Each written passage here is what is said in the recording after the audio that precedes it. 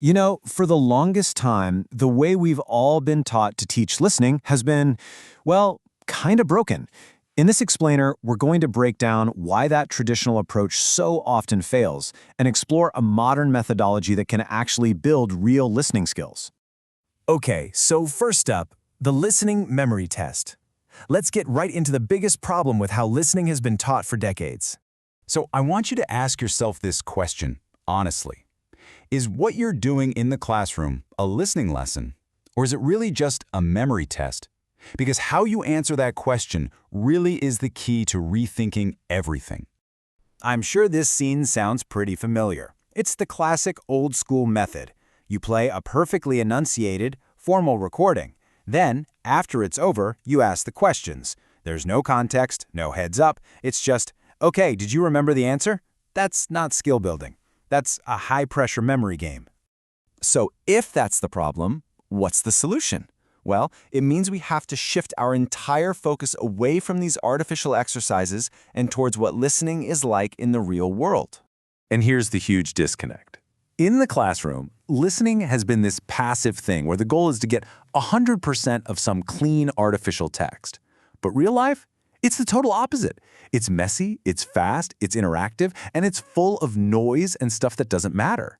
The goal is never 100% comprehension. It's just understanding what you need to understand to keep the conversation going. So how do we bridge that gap? Well, that's where designing effective listening tasks comes in. We're going to look at the modern, task-based approach. Okay, this right here is the absolute game changer. It's called the task before audio procedure, and it is so simple but so powerful. Before you hit play, you give the students a reason to listen. Give them the questions first. That way, they have a clear purpose. They're no longer trying to passively absorb everything. They become active hunters, searching for specific pieces of information. It completely transforms the entire exercise. And this leads us to a golden rule. Grade the task, not the material. What this means is you don't have to spend hours searching for easy audio clips. You can use authentic, challenging, real-world material with any level of student. The key is just to make the task easy. So for a complex news report, maybe the task is just, which country are they talking about? That's it. Simple task, authentic material.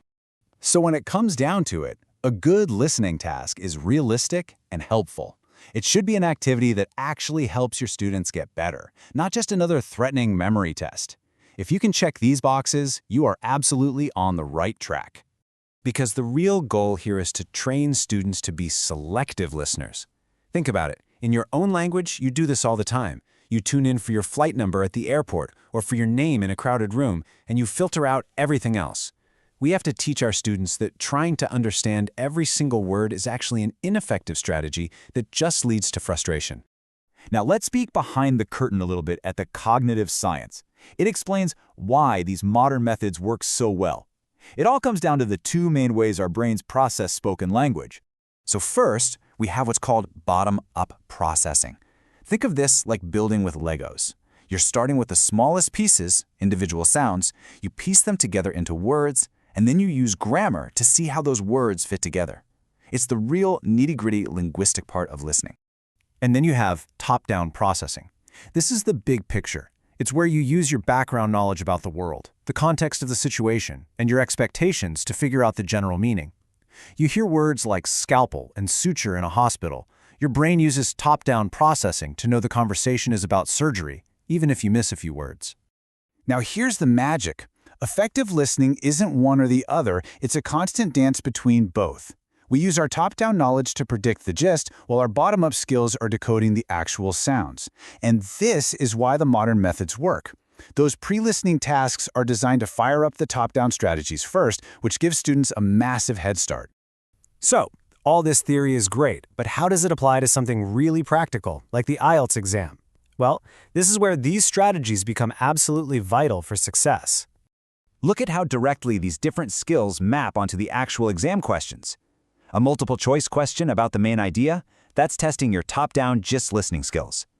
A form completion task where you have to catch a name or a phone number, that's pure bottom-up listening for specifics. By training students in these different ways of listening, we're preparing them for exactly what the test will throw at them.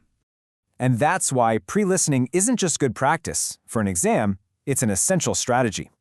Before that audio even begins, students should be activating their knowledge of the topic, predicting what kind of words they might hear, and most importantly, analyzing the questions. The questions are a roadmap. They tell you exactly what to listen for. It's the task before audio principle applied right when it matters most. So, understanding all this is the first step, but putting it into practice is what makes all the difference. The question I really want to leave you with is this: how will you redesign your next listening lesson to transform it from a passive memory test into an active, engaging, and truly effective learning experience?